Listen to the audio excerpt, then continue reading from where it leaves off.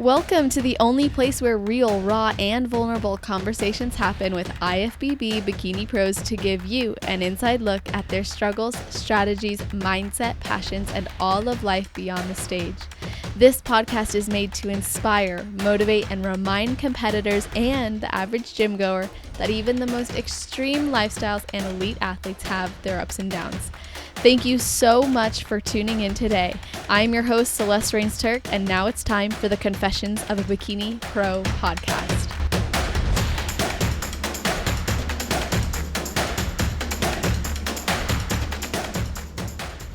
Welcome back, everybody. I am so excited because today we are hearing from an IFBB pro who is a member of the U.S. Marine Corps, and she has dedicated herself to competitive bodybuilding starting in 2014 after she underwent a divorce and became determined to find her confidence both on stage and in life.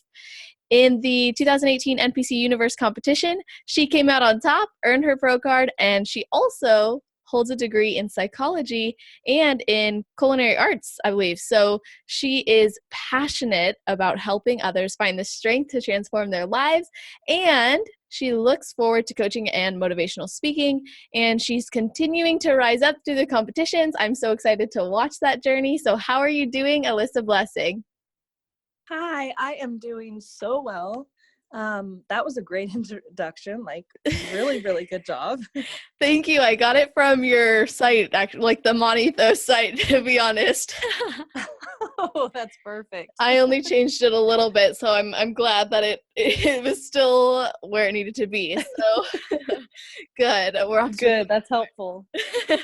Yeah, absolutely. Thanks for sending that. So, just want to start off the same way I start off every single episode by asking you, what is one thing that you do right before you step on stage? Like maybe a ritual, a thought, or a practice, anything like that you do before you step on stage? Yeah, I would say I have a few thoughts, obviously. I mean, I think in the beginning, it's just being nervous that morning is like, no matter what level I'm on, it's just the same. And I'm stepping on stage, I'm presenting my very best with everybody else that's presenting their very best. So it's like, I always have the fear of tripping, which I've done. I've tripped on stage, but it's all this stuff that you're afraid of. Like, if it happens, it happens. If it doesn't, hey, you come out on top, even better. But the last thing that I think of, like, as I'm on the stairs and my name is about to be called, is that this is for me. Like, this is not for the judges, even though we step on stage, obviously, for them, for the crowd, to inspire people, all this, but this is for me. Like, this is my journey. I've put in the work. I've put in the dedication with the help of my coach. I'm the one that has done this. So this next routine is for me. And that just hypes me up, gets rid of the nerves, and that confidence just shines. Wow, I love that. And it really is that way, it is for you. And of course the judges are judging us in the sport and everything, but I think that's a really great way to think of it. I can see how that would calm you down anyways. And you said that you've tripped on stage, which yeah, I think that's every competitor's biggest fear. So what did you do when that happened? So I kind of knew so there was carpet put on the night before the stage, and the promoter was like, well, I can't get it off, so you guys are just gonna have to deal with it. I'm sorry, I know some of you have heels. So everyone's freaking out backstage. A couple of the figure girls tripped because there's a little bump like at the end where everyone was lined up at. So of course my last name's Blessing, so I'm always first or second in the lineup. So I was where the bump was, and I knew that going on stage, but I was so nervous that I would hit that bump that I tripped up the stairs. No. And then I walked to the bump, kind of like when they called me on first call outs, go back. I tripped on stage and just kind of like looked, like kind of shocked, like looked at the judges, like, did they see that? And then just got right back in the pose and just laughed. Like, as I'm in my side pose, I'm just laughing like, oh, yep, everyone saw that. My friends got it on camera. Like, but Oh my it God. happens. Like, there's nothing else you Yes. can do at that point. It already happened. Yeah, it's done. It's over with. Like, you still brought your best, and like, it's about what can you do in that moment? Like, how can you bring yourself back to reality? And I remember a similar thing happened to me. I don't remember which show, or I would say it, but Oh no, I do remember. It was the Fit Expo show, and they told us there was going to be a specific type of carpet, and they had like a little piece of it or whatever there. But when we got there the day of, we looked out and there was like thick, super thick carpet. And we're all like, Oh what the God. heck? And we didn't get to practice on it or step on it, but we did like the night before. So then we're all like, oh my gosh, it's going to feel so different. But it's kind of like it, like you said, if it happens, whatever. And you know, it, there's nothing you can do. Like at that point, just Hmm. do what you know to do, and that's fine. And luckily, it worked out in my favor. It didn't cause anything, except for in the back pose transition, like a little bit, but you know, it's okay. So a big reason why I wanted to have you on this podcast, aside from having followed your journey for a little while now, I was just really inspired by your post about not being one of those competitors that maintains 5 pounds above stage weight, even with a proper reverse. I think that Hmm. there's a lot of competitors who are uncomfortable or dissatisfied with their inability to stay within a certain weight range, especially post show. Hmm. So, can you just explain how you personally have come to accept this? Yeah, absolutely. I'd love to. I didn't know how, like, I posted that to just show kind of like myself, like, hey, it's okay. Like, it's not a big deal. But the response that I got on that was absolutely insane. That's still my most liked and commented post, even after getting my pro Wow. card, like all these accomplishments. People care about you being real and raw because we all go through this. Like, I didn't even know some of my best friends go through that. So it's Wow. just really cool to get the response. So I appreciate you reaching out to me because of that. Yeah. Um, but it's definitely been something I've always struggled with. A couple of years ago, I had a coach that told me I had to stay within 5 pounds of stage weight. And I was not at the point of muscle mass that I wanted. So I knew by only gaining 5 pounds above my stage weight, I could not put on the lean muscle mass that I needed within the year before I stepped back on stage. Mm. So I I switched coaches to somebody that didn't tell me that, because I always listen to my coach. Like, I I get a coach that I can trust, and I pay them, so I'm going to listen to them. Obviously within reason, of course. But with that, I just had to find somebody that wanted to put muscle on me as well. Like, cuz bikini, I don't know what it is, but a lot of like judges, coaches, they don't want the bikini girls to have muscle. But I mean, I have muscle and I do pretty well. I know girls that have muscle, like Angelica. She has muscle. She is 2-time Miss Olympia. You know, like, muscle's not a bad thing. So I knew that I had to put on a little bit more to get the muscle mass that I wanted. And when I did switch coaches, I was able to shoot, I don't even know. I think it was like 28 pounds that I got after stage weight. And I was totally comfortable with it. I mean, Mm. of course, you have cellulite, fats in places you don't want it. Like, it's my hips, it automatically goes to my hips. Mhm. But that got me the physique that I have today because I took the time off. I wasn't worried about being shredded in the off season. My main focus was to grow. Like, I just made a post like, what you focus on will happen. So my main focus was to grow. I grew because I did what it took to grow. If you're staying within the 5 pounds of stage weight, like, if you get shredded enough, there's no way you're going to gain enough muscle mass to make your improvements that you need to make for the next year. So this year, I was in prep for 10 months. So I was shredded all year, and it hit me a lot harder this off season. And Mhm. the transition was very slow to put this weight on. Now I am very happy with my body, and I'm back on prep, so that helps as well. Mhm. But seeing the change and seeing all of my friends, that like all these pros that I looked up to that I got to step on stage with this year, seeing them still shredded and looking like they could step on stage, and seeing me like there's no way I can step on stage right now. Obviously the comparison thing came in, and it was a tough transition. Like, okay, but you can't put, you can't only gain 5 pounds. Like, I'm a type of person that has to gain 20 to Mm. still reset my body. Like, I don't have to grow a bunch of muscle anymore. That's why I'm not 28-30 pounds over. But there's just no way. Like, I did my reverse extremely slow. I still had cardio in everything. was implemented well. It's just my body, that's the weight it put on. It doesn't, to me and to others, it doesn't look like 20 pounds. But that's the weight that I am comfortable at, and my body reset my hormones at.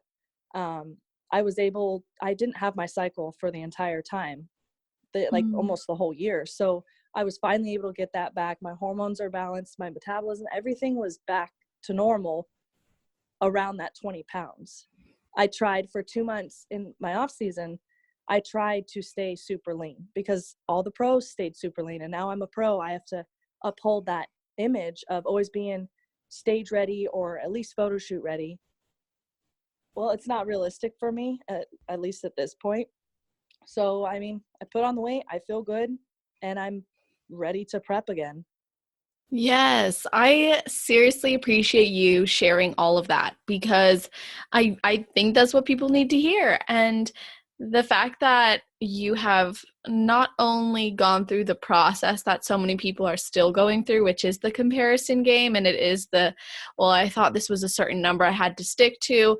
I love that you took control and you were like, I know what I need for my body. And you mentioned that your body like resets when you have this weight back on, and you were strict on your reverse. You still did everything you need to, and this was just the case. And I think we have to remember, not like take away the term competitor, right? And just as people, like we're going to have this set point that we feel and function healthfully at. And that might be different than terming us as competitors. Once we bring that term in, now all of a sudden there's a different standard. But really, like as people, I mean, we have to respect that about ourselves. And I think that the people who do stay shredded, unfortunately, like either the longevity is a little bit shorter or they are like in a position where they have to maintain that to like do certain shoots or whatever. But I think it's important, especially for building, to be comfortable with your body in that stage, because like you said, you wouldn't have the physique you have now if it wasn't for that. And I think that's an important lesson. Absolutely. I agree. People ask me, because a lot of people started following me once I hit the national stage this last year, but they didn't know the story before. Like, I've been competing for 5 years now. Each year I took off a whole year to compete in one show because my goal was to win the overall of that show. And I knew if I kept running the stage, I would look the same. I wouldn't gain muscle. So I took time off. That's why I was able to achieve my pro card at my second national show. Like every year that I've competed, I've been nationally qualified, but just because you're nationally qualified doesn't mean you step on a national stage. Like you got to, if you want to win, you have to be ready for that next level.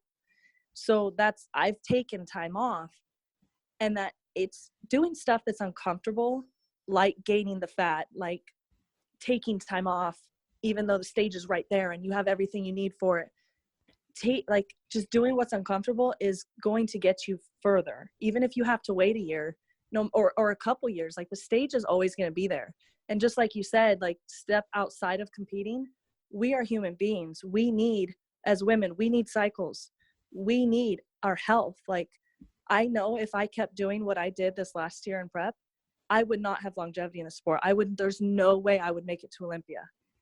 So I mean, it's hard because you see this stuff on social media, and I look like I like social media, but honestly, I really don't, because it looks like your life is perfect. It looks like everybody has it together, and it's not. That's so far from the truth. I mean, you see all these pros doing all this stuff, so then you think you have to do that when you really don't. Like, and then they're gone a few years later. Like, I have a couple of teammates, like, you know, I don't want to throw names out there, but there is certain people that they just don't have the longevity anymore because they've done too much, instead of the reality check of like, okay, I know I need to reset. I know I need to do this to make this last, because we all love to compete. We all love to improve our bodies. So why not take the time and do what you need to do? Yeah, absolutely. I think this is something that's been like so massive in my own life, like a kind of like I went so hard for so long in a year's time. Like I prepped for forever, and I had not had a cycle for 2 years. And even when I wasn't competing, like it was from when I first competed, and it was just a whole big thing. Like I just didn't have a normal cycle for 2 years. And then I was so tired of seeing this being normalized. Like, and I literally had to strip that identity of competitor and go, what the heck? Like, this, just because it's normal doesn't mean it's right.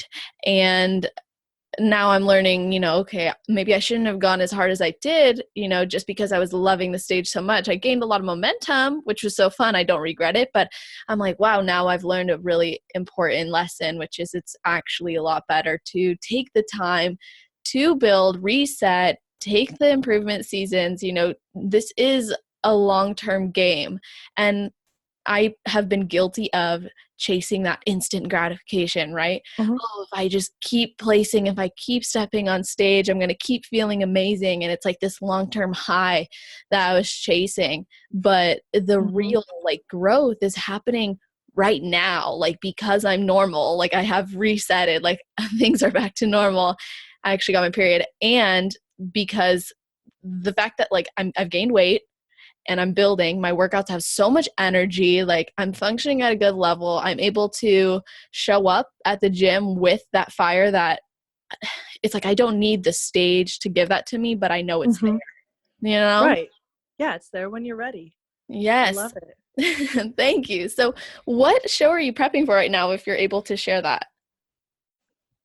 I am. So last year I ran 8 shows, and I should have been done at about show 5, honestly. Wow. I started competing in May and stopped in October, so it was just a long time frame. I'm planning on doing just as many shows this year, just in a shorter time frame. Gotcha. I have points towards the Olympia this year. This is my second pro season, so I'm going to try to get there. That's my goal this entire year, is to get on that Olympia stage. So I have to run the shows. I mean, unfortunately, that is how bikini gets to that stage. Unless you get a top 5 win at Olympia, you have to run the stage to get points. So the plan is to start at Pittsburgh Pro on May 3rd. And the coach and I just gathered some shows to get in front of certain judges. Because the panel at the Olympia, you have to get in front of all of those judges. Like you can't just, like I've been sticking with Sandy because Sandy knows me. She likes my physique. She knows me. So I kept sticking with her last year. Well, there's no plan in that, because if she's the only one that recognized me on the Olympia stage, there's not very good odds there. Like, of course, I just want to step on the stage, but I also want to win. That is the goal. That's the ultimate goal for everybody. So we're kind of planning accordingly to get in front of all of the judges. Even though I'm not an East Coast girl, I'm going to get on the East Coast. I'm going to go to 2 international shows. Just kind of feel it out and what works for me. That's awesome. Thank you so much for sharing that. That's a really interesting point. I haven't actually heard that strategy side of things yet, and I appreciate you sharing that, because I hope to one day be in your shoes as well and be able to look back at this and go, that was a really good idea. Absolutely. And with your mindset, you will be in that position. You will. Thank you. Without a doubt. Thank you so much. I appreciate that. I really believe in myself and my ability to do that. And honestly, starting this podcast, talking to people like you has helped me to overcome some of the struggles that I've had, because you guys have been there and you've overcome them. Absolutely. And it's so nice to be able to hear from you guys. And I do appreciate that. And I know you're going to get there. I think it's going to be awesome to see the actual journey to getting there as well as it unfolds. And once you qualify, do you think there's going to be a time frame between qualifying to then prepping for it? Or do you think it's going to be pretty close to when you got to step on stage? That depends if I win my shows. Got to keep going. Yeah, the points are according to your placing. So I have to get top 5 at all. Which, I mean, I'm a very humble person, but I also know what I bring to the table. So I don't have a problem knowing that I will be in the top 5. I just have to win first place at 2 shows and I can be done. So the sooner I do that, the sooner I can be done to kind of reset and prep for the Olympia. Because obviously I don't want to run the stage and look like shit going to the Olympia. Like that should be Right. my best peak physique this year.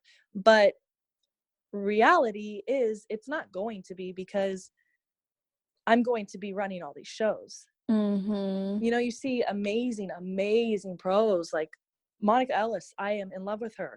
Oh my gosh, so many people that hit the Olympia stage, they are amazing, but they just have to run. I mean, it's kind of unfair for Yeah. bikini, because you have to run so many shows.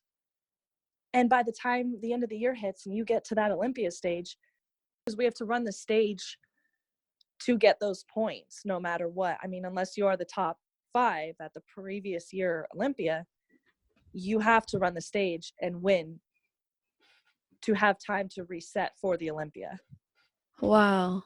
I know I was talking to some people when I went to the last Olympia to work a booth, and we were all on this bus, and they were talking about the point systems, and I think they said even some of the guys have to do that too, and or they're thinking Mm-hmm. about doing that, and I was like, how does a sport that requires building and maintaining this level of fullness, not looking stringy, as like for bikini specifically, and then you look at like the bodybuilders, the division of bodybuilding that is, and you're like, Yes. what the heck? Like, how are they going to be able to run this many shows and not end up coming in too flat or stringy looking or just depleted? So I think it's an interesting approach, but I think it's that investment again. Like, are you willing to take that time now to then, when you start getting that fire lit, freaking crush Mm-hmm. it the whole time, so that like you've taken the time, so now you can prepare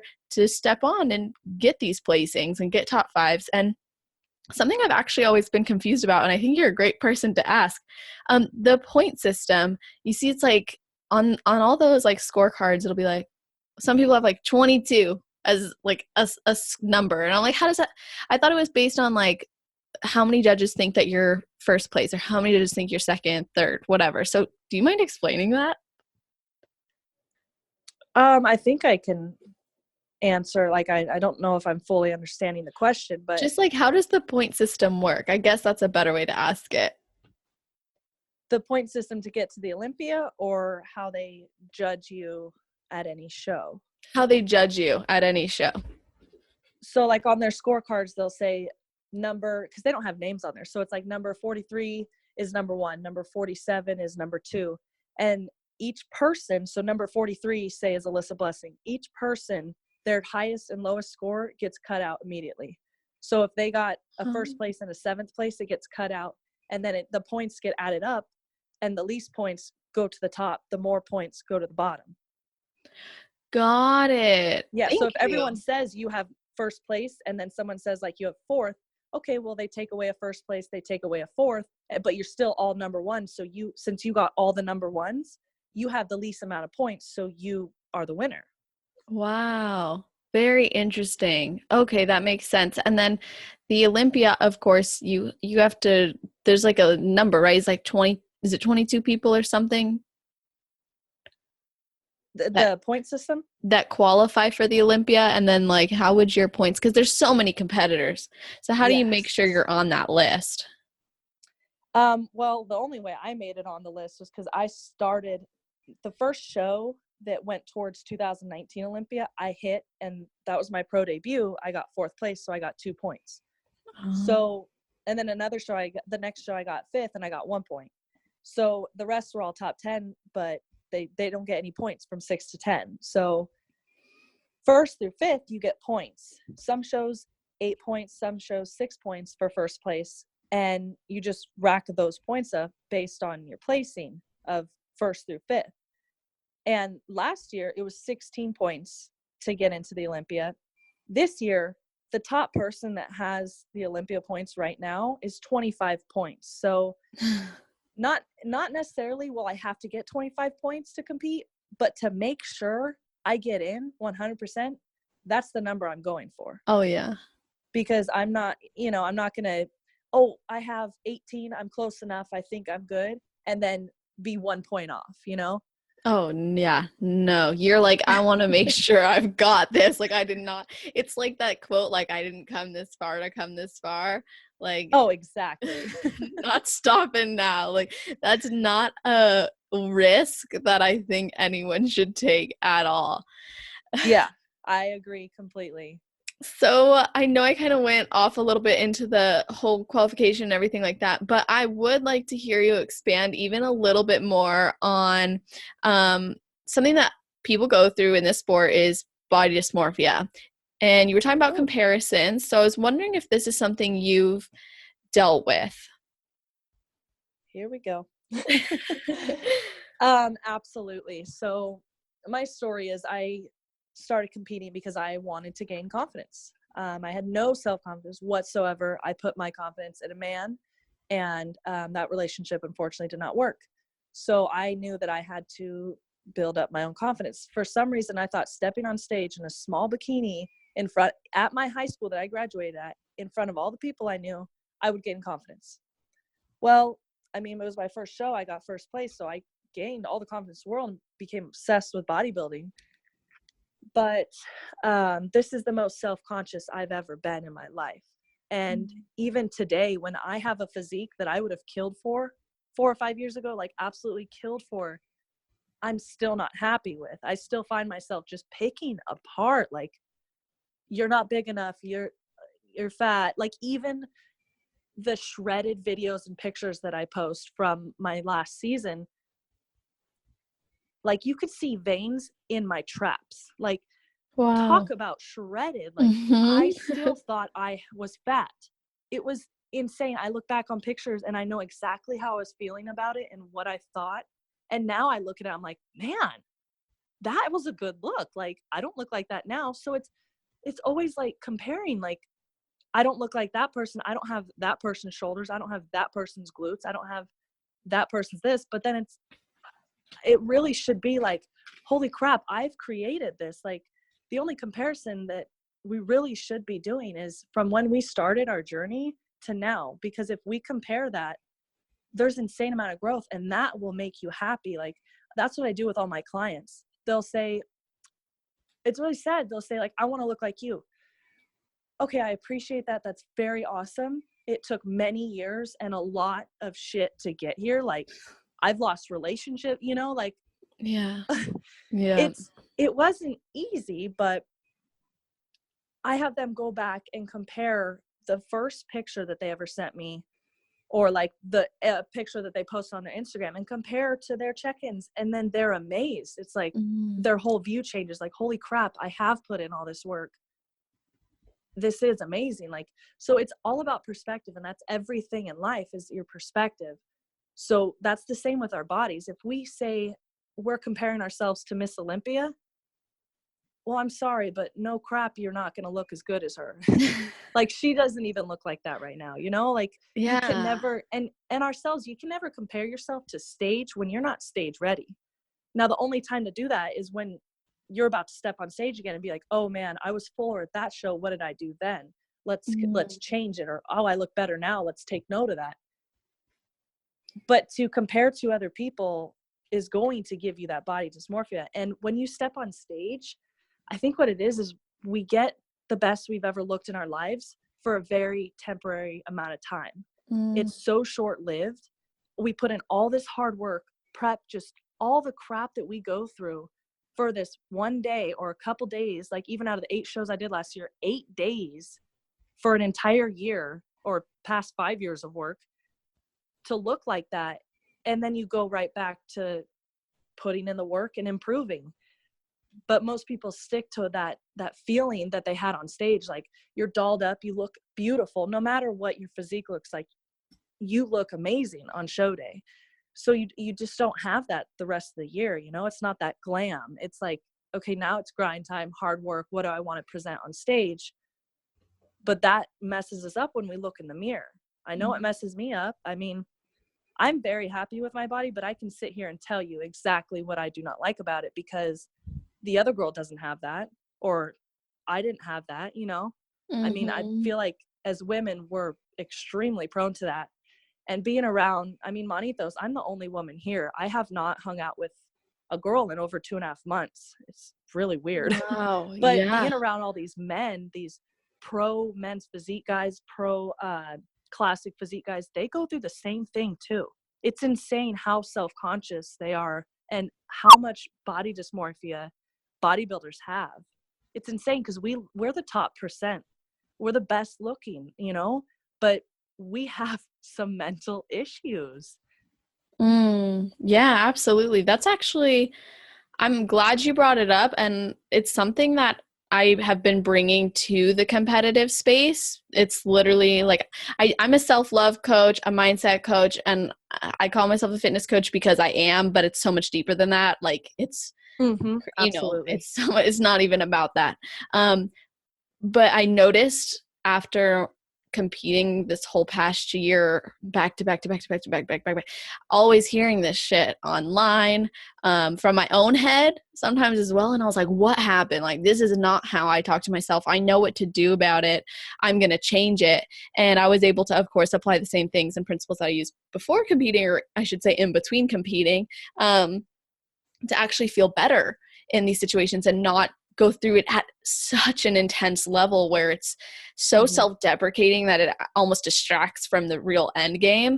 And now I'm bringing that to competitors. So I think it's important for people to know, because this isn't something that just overnight gets healed.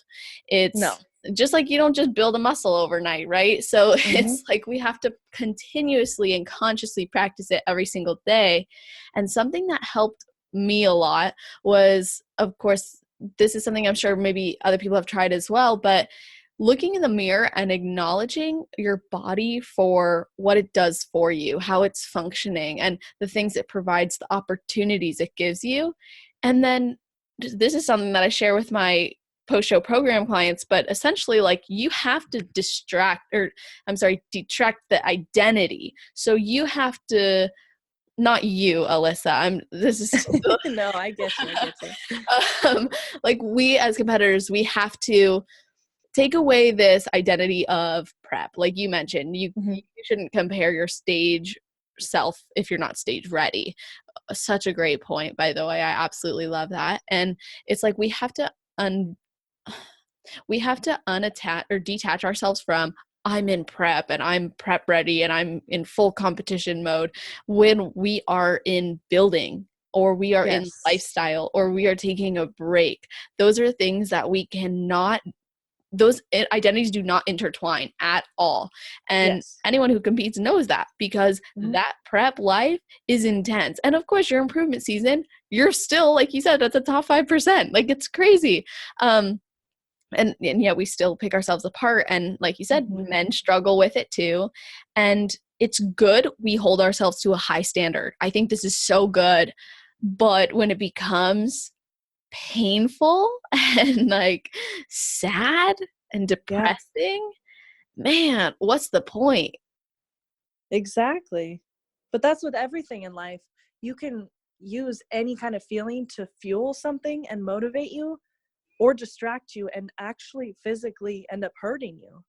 I mean, this can be used as a drive to get that pro card, to do whatever you want to do in life, but it can also really hurt you.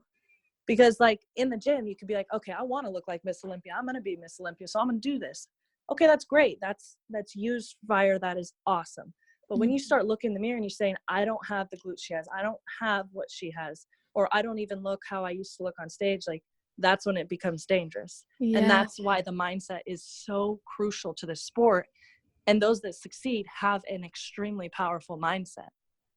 Yes, exactly. And success leaves clues. And I'm going to be talking to you about your mindset a little bit more throughout this episode, actually really soon. And the first thing I just wanted to know is, do you notice like the body dysmorphia coming up more so in your prep or in your improvement season? I think in the transition periods. So obviously you start prep, you're not shredded. You start your improvement season, you're not, whatever we call it, fluffy. It's that transition time that is the hardest for me. Like right now, I'm in prep. So I want to see the veins. I want to see the abs. I want to do videos. Like, I won't even post workout videos of myself in my off season. And it's nuts. Like, that's just crazy to me, but that is body dysmorphia completely. Mhm. So I think it's just the transition periods that personally I struggle with. Because in prep, it's very easy. You look amazing. Improvement season, once you get used to it and you can adjust your mindset and actually love your body when you look in the mirror, then it's not as hard once you get through that. But it's working through it, and we're constantly going in and out of prep. So it's that constant battle of trying to be content where you're at, because you're in prep, you want to be off prep, you want to be eating. You're off prep, you want to be in prep and shredded. Like, that's just how humans are. We're never content where we are. We always want to be, we'll be happy when this happens or when this happens. Like, so I think it's just that transition period for me personally that's hard. Yeah, that's what I've noticed too. A lot of people that come to me, it's like always right after show day. Mm-hmm. A few days pass, and then all of a sudden it's like, what's next? Like, I'm gonna have to, and you're gonna have to become comfortable in that body, and yet you're still so attached or in love with what you just were. And it's that, yeah, it's totally that weird transition phase. That's when I experience it the most too.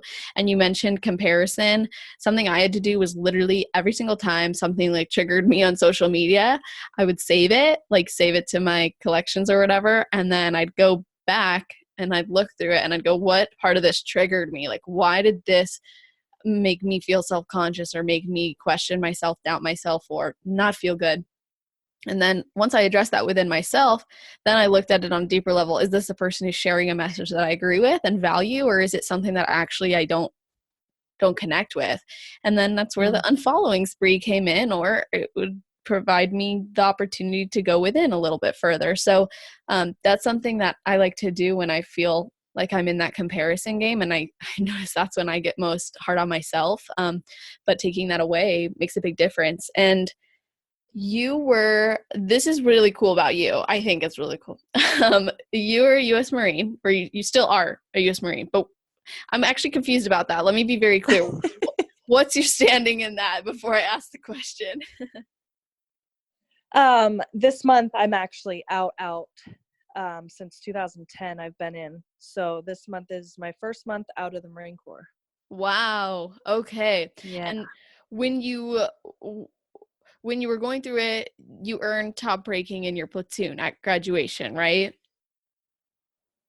Yes, one of the top, yes. Okay. There's always like the best fitness, the best shooter, the best this, the best that. It's like little tiny awards. Oh, that's cool.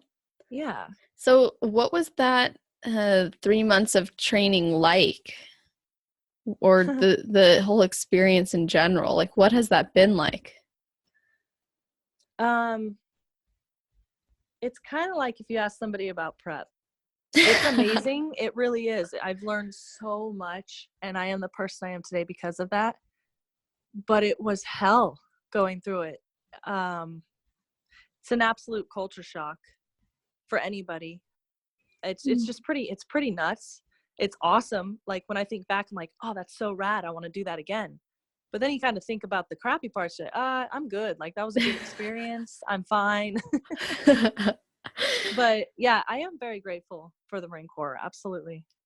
And how has that experience helped you to apply that in your day-to-day life? Like, the lessons you've learned, the obviously it feeling like hell, but being amazing. Like, how has that been applied in your day-to-day life? I'd say now I use it more than I did before. I just kind of, I don't know, I let it kind of be passive, like, cool, I'm a Marine, like, whatever. But now I'm like, if I'm going through a hard time, like this transition of the move, dude, I've been through worse. Like, this is okay. If this is what it is, I'm not getting yelled at. I don't have to go do push-ups. I don't, like, I don't get 3 meals a day, and I don't have to go to bed at this hour, wake up at this hour, get dressed by the numbers, like, play all these games. Like, I've been through so much worse. And that's same with prep. This last year, it was so freaking hard on me. I went through some crazy stuff during prep, but I reflected back, like, I've been through worse. This is a growing period, because that changed my life. If I actually realize and open my eyes that this can change my life if I take the right next steps, then I can. Like, so being aware of it and just kind of reflecting back to where I was, that's how my mindset has grown this last year, was just being aware of it and just knowing that there's worse out there. And there's even worse than that I've actually been through, that, you know, people have gone through, that I personally haven't gone through. There's always something worse. It's all about perspective. Yeah. And I like how you said that you're grateful for it because it's made you who you are. And I think anything that's challenging allows us to tap into even greater levels of ourselves. And in your last prep, you mentioned that you went through some hard things. Like, what, if you don't mind opening up even more, because you are so vulnerable and real, like what were some of those things that came up for you? Yeah, absolutely. I used to be embarrassed about how much I share, but I realized that people go through the same things, and you're never going to learn how somebody got through it unless they're willing to share. So I am an open book, honestly. I love it. I was engaged again, and I was in a very serious relationship. Things were moving forward. I was supposed to get married last June. Actually, the day I got my pro card was the day I was supposed to get married. Wow. So in February, the beginning of this prep, that relationship ended, and it was a 3.5-year relationship. So a long time. I built up a life with this person, kind of lost my identity in it. So it was just amazing being on my own after such a long time and starting new, and again, realizing it for what it is. And this is a huge change in my life, and I can be aware and grow into the person that I want to become, because I don't think any relationship fails because of one person. It's both people. So of course I had faults, and I wanted to change those. I wanted to like grow into the person that I can be, because I kind of felt like I started new. And I also had the prep to kind of dive into and channel that energy, which I think also helped me, you know, win that overall I've wanted for the last 4 years, and winning my pro card, and like accomplishing, like stepping on stage with these women that I have just looked up to for so many years. Like all of this because I've channeled that, and I've grown through the hard times. It was like hard buying a house, getting the car in my name, just little things. And especially on prep, those little things like are huge deals. Yeah. You know, they're just heightened when you're in prep. And the extent that I went to this prep, I was not cognitive. Like there was weeks that I don't remember. Like people will tell me things how I was, and they're like, dude, I couldn't hang out with you. Like you would just sit there and like get on your phone, and you wouldn't even talk to me. Like you weren't even there. Like I look at pictures and my eyes are sunken in, just black, and it's just like death. Like Yeah. so kind of channeled the energy a little too much. But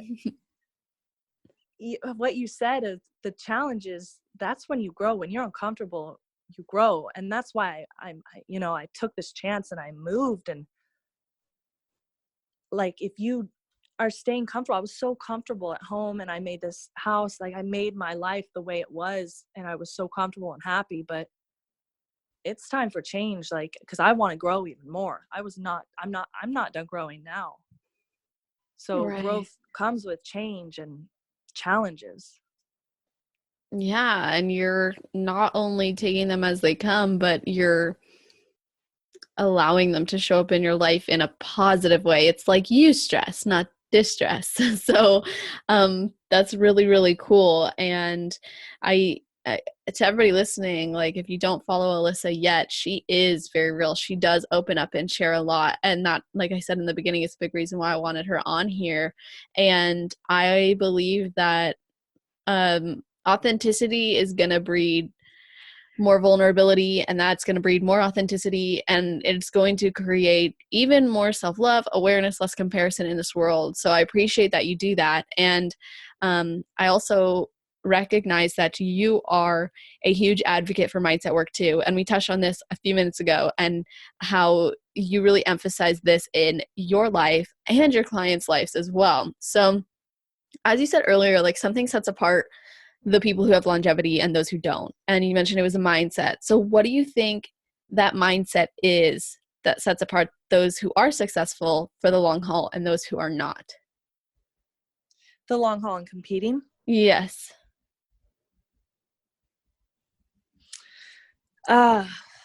I would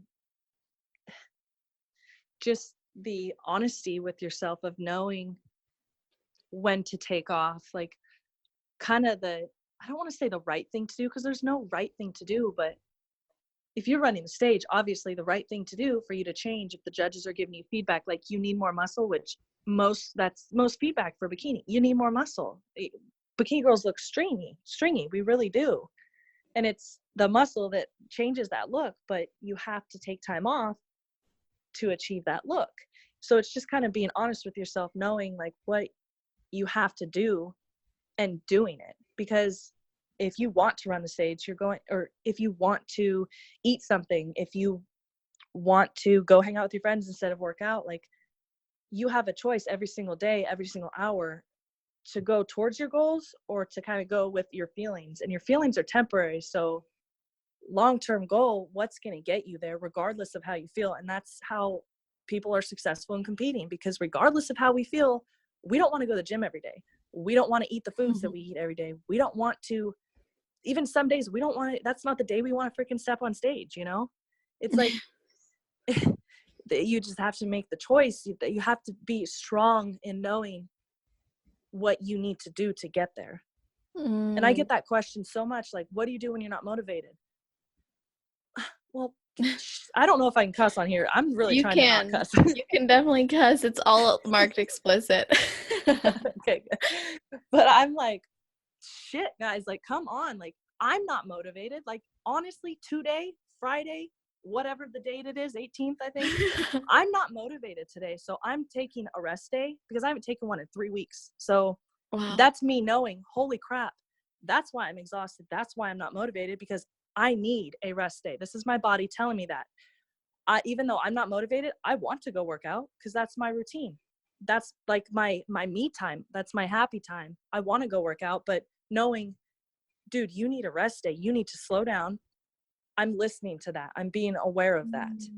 So, oof, yeah, there's real honesty right there. I'm not motivated all the time. For real. And it's like sometimes we just keep doing, like we just keep going. And even when it's not the smartest thing to do, and we just have like this laser focus, but it's like you can be laser focused and still not be making the right decisions for yourself, which is so wild when you think about it. But it's like we can be aware that we need rest and still choose not to, and that actually moves us further from our goals. But we don't see it that way because we're like, well, this is what I need to do, like blah blah blah blah blah, like I'm strong, I can do this, when it's like, no, you don't have to do that.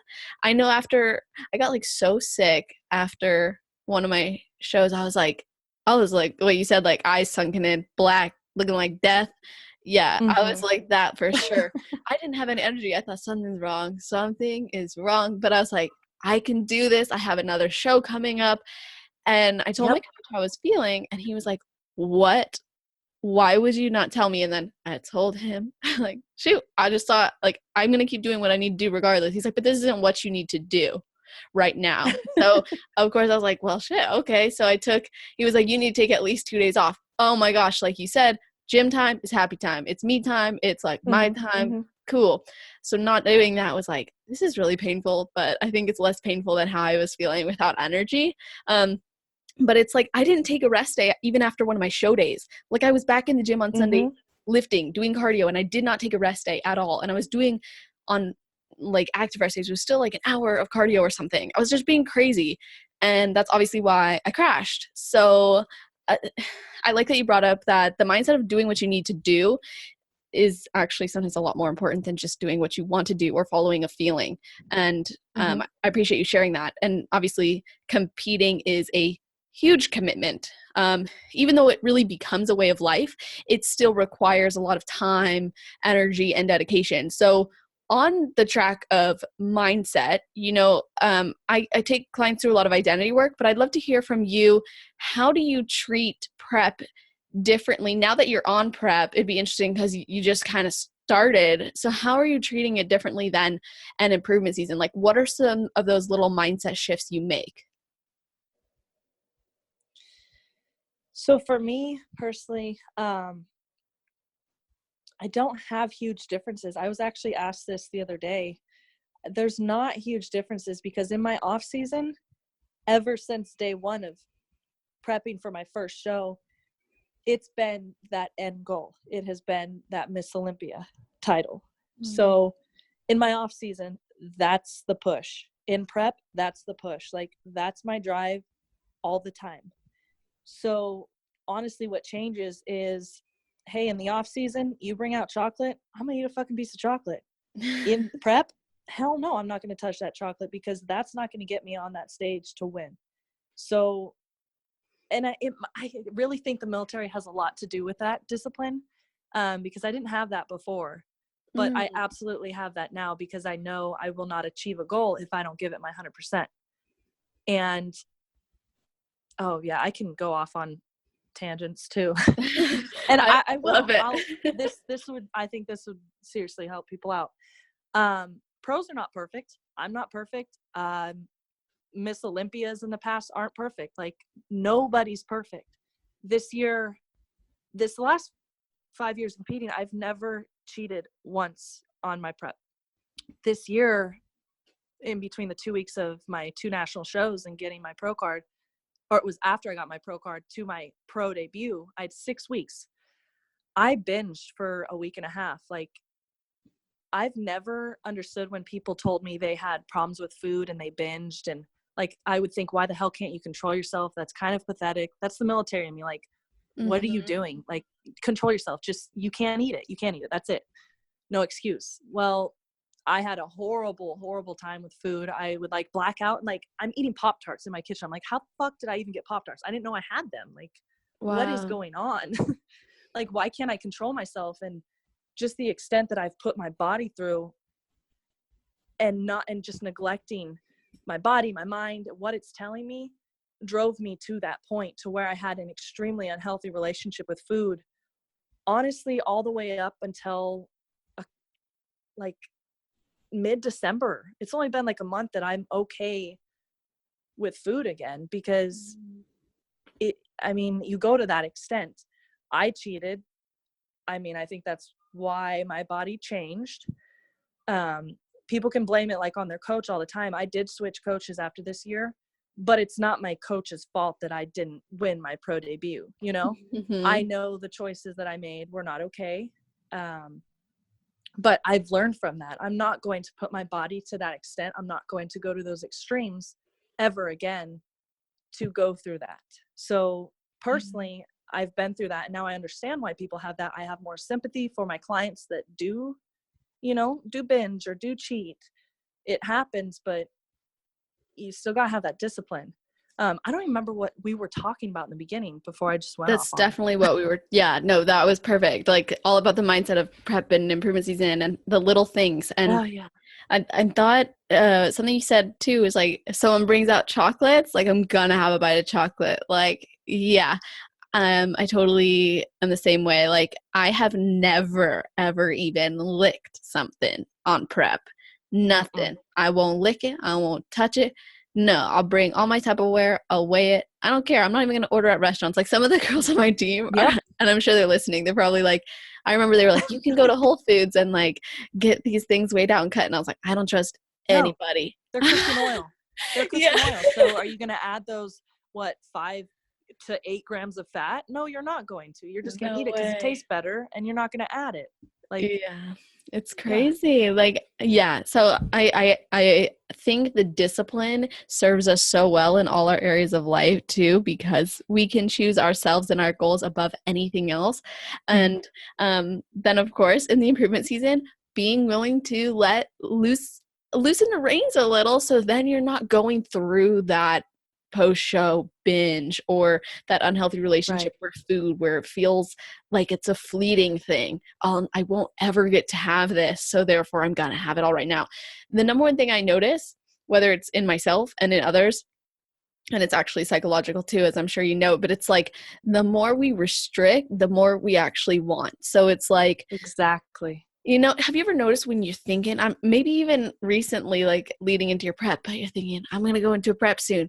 I should have this now, or I have to do all of this right now. But it's like, what? And it's because even just the thought of restriction, all of a sudden we're like, okay, I'll make up for it now. Yeah, I literally just went through that. Yep.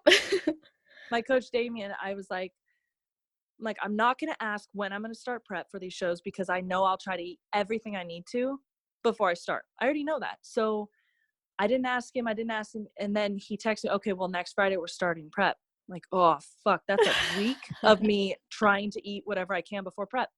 And I didn't. I did so good. But then Friday night, I'm like, I'm going to need a burger and sweet potato fries and a dessert. Okay, that's all I'm going to have. I did great. Like, I didn't binge. Yes. Awesome. And then the next morning, I'm like, but I need a breakfast, of course. Like, like that's my favorite meal. Why would I miss that?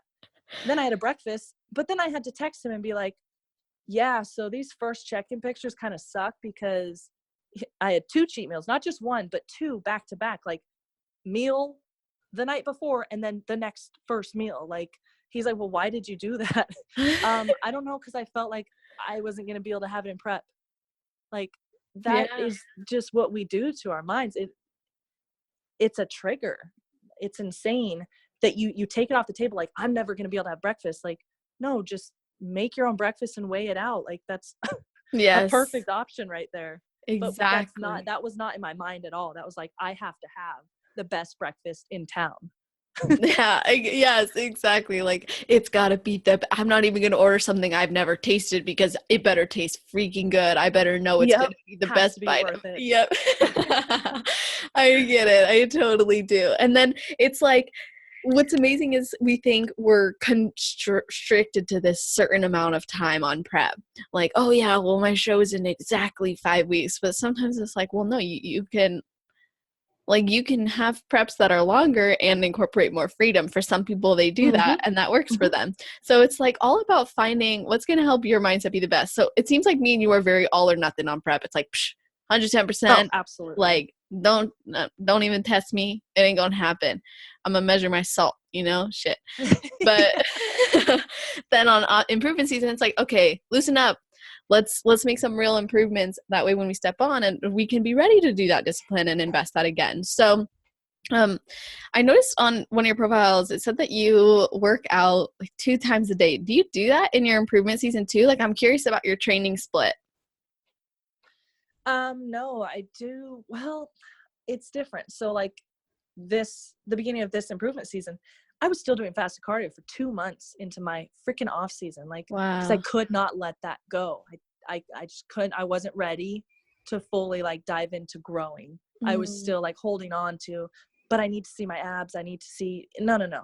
Like, so during that time, yes, I did, but normally, no, absolutely not. Like, I go in once a day, I do my workout, however long it freaking takes. I don't ever have a time limit. And then I do my post cardio if I have it, and then I'm gone. I'm Yeah, really looking forward to doing fasted cardio again I because love getting in it. that routine of I just love fasted cardio. Like, it's just, that's how I like to start my day. It just resets everything for me. Like, it lets me read. I listen to my audios. Like, it's just, for me, it works best. And I actually enjoy the cardio instead of like getting my workout in and then have to do cardio afterwards. I would rather prefer the fasted cardio. Me too. Yeah, Yeah. absolutely. Even in the beginning of my improvement season too, I was going through a similar thing. I was like, I'm just gonna do all my post-workout cardio as fasted instead. And then eventually I had to give up. I gave up cardio as completely. I have not done cardio in a while other than like walking. But yeah, I haven't done cardio in a long time because I was really like my main goal was get my period back, not look as Yeah. amazing as possible. So I think being comfortable with those changes and like embracing them is good. So, um, do you ever notice that your mindset in competing translate to your mindset in business? Absolutely. Absolutely. It's this whole last year, it's just insane how much has changed. Um, I went from just wanting, like, even in my business, my coaching, I just wanted my clients to like be happy and love themselves and look good. That's great. Here's the meal plan. Here's the workout plan. Check in. Now it's so much more invested. It's like, no, how are you doing? Like, cool. They'll send me like, oh yeah, I was 10 grams over this macro, or I was great this week. Okay, but how are you doing? How's your sleep? How's family? Like, what's really going on? Because your mindset reflects your body reflects your mindset. So if your mind is not right, it doesn't matter if you're following my meal plan. It's not going to be your best. Like, you can do these actions and yes, you'll get the results, but honestly, if your mindset's not there and it's not in it, something else is going on, let's focus on that first before just trying to get you on stage, because that's not what it's about. The stage is always there. And I have found that competing is such a great tool to change someone's mindset to fully loving themselves, because it's not just looking at yourself in the mirror to love yourself. Like, it's like doing a reflection of you internally as well. Like, I mean, I could just dive deep with this. I know There's exactly what you mean. like, It's like, just as we can look at our bodies and say, I don't like this part of my body, you can look at your life and be like, I don't like this about me. I'm quick to anger, or whatever it is. Let's get that stuff right as well, because that's going to reflect your body. yes, It's the whole. absolutely. Yeah, it reflects in everything. Like, if you feel like you don't like certain parts of you, and then something comes up that reminds you you don't like that, or someone shows up and reminds you that you don't like that about yourself, then that's going to change your hormones. It's going to change the way your body's functioning. Your gut is not going to be happy. You won't benefit fully from the food you're eating anyways, and your Exactly. cortisol is going to go up. Like, it's just a whole mess. So I love that you're doing that with your clients. I appreciate that, and I think that's a shift that the industry is really making, and I'm so happy to see that. And you're really leading the way with your clients and starting them off on the right foot, and I think that that's really, really good. What I'm going to kind of shift gears slightly and just ask you, like, do you have a daily ritual or something that you like to do to visualize or connect to your own next level self? Absolutely. I love when I get this question, because I love to talk about it. I Yay! think to become successful, you have to have a routine. You have to, I mean, it's mind, body, soul. It's everything to set the tone for the day. So what I do, it's been hard with this transition and move, honestly. I mean, it was so much easier back home, like a whole new time zone, a whole new home, just everything is so new. I'm finally starting to get my routine again. I think it's been like a week or maybe 2 weeks that I've actually been back in my routine. But what I do is, if fasted cardio is implemented, I get up, go do fasted cardio, which I had a treadmill on my porch. So I just get up, go get on it, come out. I read my Jesus Calling every day that I post on my Instagram. And then I write my journal. I start out with like gratitudes. Even if I am pissed off that day and I hate everything, there's still something to be grateful for. Like, I am grateful that this pen works. Like, I'm Right? grateful that there's heat, that I have food. Like, there's so many things to be grateful for. And all we do is bitch. It's just insane to me. Like, so I like to start off the day with, these are things that are going well. What I need to get done. So I set up my day with what's most important, because if you write a list, you might check off 1, 2, 3 things of like 10 things. So I order that. What do I need to get done that's most important? Like, what's most important? Not something just coming up to me, because there's always something that comes up to you during the day that distracts you, whatever it is. So writing out the list of, these are the things that will make me feel good if they get done. Okay, then that's what needs to get done. And then I listen to an audio. It might be a motivational video. It might be like a book, an audio book, but I can't ever focus on those. I don't know why. I love like the neuroscience and like the science-based for your mindset. So I always have audios playing like that, or like Jim Rohn, Tony Robbins, just motivational speakers that speak to me personally. Mel Robbins, she's my favorite. Oh, yeah. God, she's so good because she's so real. And just, oh yeah, gosh, podcasts, like that's how I start my day. And then I'm like, okay, like whatever comes my way, I need to reflect back to what I'm grateful for and what I need to get done. So it just kind of sets the tone. No matter what goes on, I know that I'm getting stuff done and that my life is okay, because I do have things to be happy about no matter what. Oh, wow. I love that. I really do. And I think it's so awesome that you shared your daily ritual with us. And um, when I first had a daily ritual, I loved it. I fell in love with it, but it became so constricting on my life that it wasn't benefiting me. And then I took time off of having one, and I noticed a huge difference. It wasn't right for me. So then I developed one that actually felt good for me, and it's made a huge difference. And I've stuck to it ever since. And I think that, it's really good to try other people's rituals and tweak them to fit you, but it can make that difference. And I think some people might be listening going like, I don't know who any of these people are that she mentioned. So do you have any specific like podcasts or audiobooks that you like and can recommend? I would start off with books. So I don't really like, if I don't have a podcast or I need to finish a book, I'll listen to an audiobook. But my go-to is actually physically reading a book. Like I just feel like it's more powerful. Because I'll go off and I'll multitask and I'm not listening, like Yeah. podcasts are different. I'll connect back and whatnot. But the two books, I get asked this all the damn time. My favorite books are The Compound Effect and Switch on Your Brain.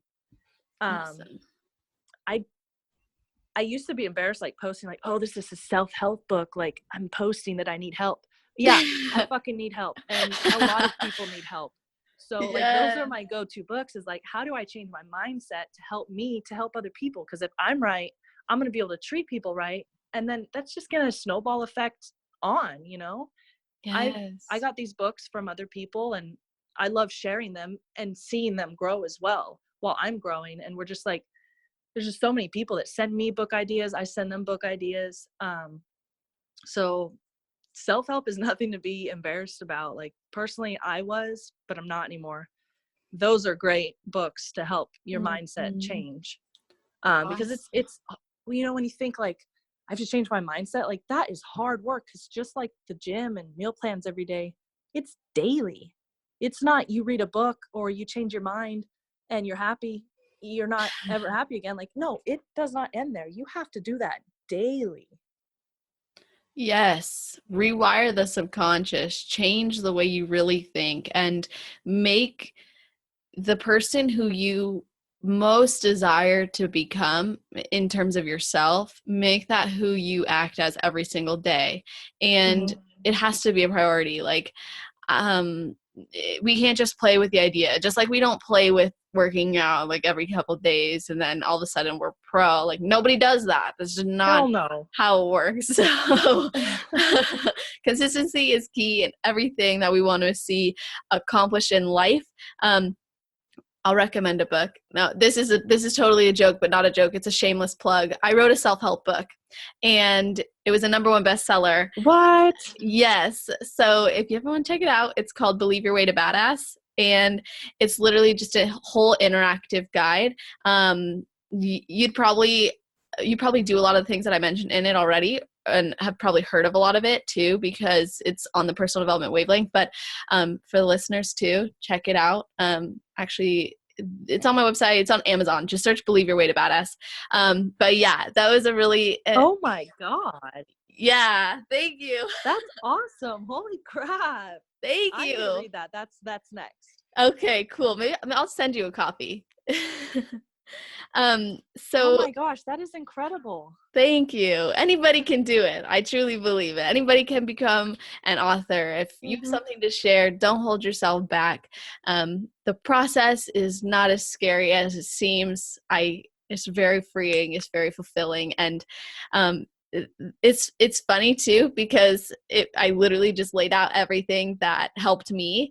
And like you said, there were some times when I first started opening up and being vulnerable that I was embarrassed or ashamed, that I was like, I'm a coach who needs a lot of help. But at the same time, what you said is, Everyone does. yes, everybody does. And it allows us to serve at a higher level. And that's our responsibility as coaches, as Mm-hmm. people, as a family member, a friend, just a person on Instagram who may have influencer status. It's your responsibility to make sure that when you show up to help other people, you've already helped yourself. So Absolutely. I And love that there's you do no that. end game to helping. Yeah, never. It never ends. it's a commitment. It's a marriage to self. Yes, exactly. That's a good way to put it. Well, I am so glad that you shared so much with me, and this has been a really fun episode for me. I always I always end the episode by asking if you can give some advice to someone who is thinking about competing, maybe hasn't yet, and then someone who is competing and wants to go pro. Absolutely. What I would say to somebody that is starting out competing is take your time. The stage, there's always going to be a stage ready for you, always. Any time of the year, any place that you're at, you can always compete. So the stage is never going away. Just make sure if you want to win, I mean, if your goal is to step on stage, you get out there, you step on stage, that's great. But the goal of bodybuilding and competing is to win. If you want to win, take the time to grow the muscle that you need for your division. Even if it's bikini, it's not just dieting, stepping on stage, you need muscle. So take that time, research your coaches for one, make sure they can coach you in the right direction. There's a lot of coaches that use other things that just ruin people's longevity in the sport. So research your coaches, research what they're telling you in the beginning, just to make sure that you know what they're talking about. Ask a lot of questions. Ask people that they're working with. Ask them why they're having you do this. Just learn as much as you can. And I mean, I guess same goes for to get your pro too. I mean, it's just as important anytime you get a coach, but for the pro level especially, just try to be on that level already. If you're going to nationals to try to get your pro card, kind of see what the pros look like. What do they present? Is your posing on point? Down to like the bikini color, everything matters. So just make sure that you're on that next level already, because then the judges are gonna be like, wow, they stand out because they already look like a pro. It's not just to step on stage. It's not like, oh, I did 20 national shows, this is awesome. If you want to win, if you want that pro card, take your time. It's all about taking your time. There's no rush to the stage. Yeah, absolutely. That's really great advice. And thank you so much for sharing that, but also for sharing so much. Like, this has been such a deep episode and one that I've really thoroughly enjoyed. And I'm going to have so much fun prepping it even further. But thank you so, so much for coming on, for sharing, for being who you are, and for showing up at the level that you do. I would love everybody to be able to thank you as well, or at least be able to connect with you further, maybe connect with you on Instagram or find you if they're not already there yet. So do you mind just letting them know where they can connect with you or even work with you? Yeah, absolutely. I have a website. It's Alyssa, ALYSSA, and then B for Blessing. It's just B, fit.com. That's where my clients can go and apply to work with me. I don't work with everybody just because I don't want to take on everybody that wants to work with me. I want to work with people that are invested in themselves and willing to put in the effort. Because if they take that's the initiating step. If they take that first step, then they're ready. You know, if you're like wishy-washy, that's totally okay. I just want to work with people that are super willing to get to that next level. Because it's not a game. The competing is not a game. Fitness isn't a game. Mindset, like you got to be ready. You got to put in the work, or it's not gonna work. That's right. Anyways, that was the long. No, thank you. You gotta set those boundaries. Call in the right people. I'm all for it. And then my Instagram is Alyssa_Blessing. Like, people ask, oh, how'd you come up with Blessing? Like, that's literally my last name, guys. It's not, I don't think I'm a blessing. That is my last name. Even though I totally am. Yeah, I mean, come on. I love it. Well, thank you so much. And everybody listening, please make sure to connect with Alyssa. I'm going to put all of that information in the show notes, which as usual can be found on www.celestial.fit/podcast.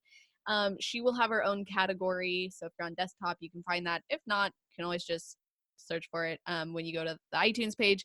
But Anyways, thank you guys so much again for tuning in. It means so much to me to have your support and to know that we can make a difference with this podcast. And if you guys ever have questions or things you want to talk about or athletes you want me to bring on, always let me know. You can shoot me a message on Instagram or whatever. It doesn't matter. You can comment.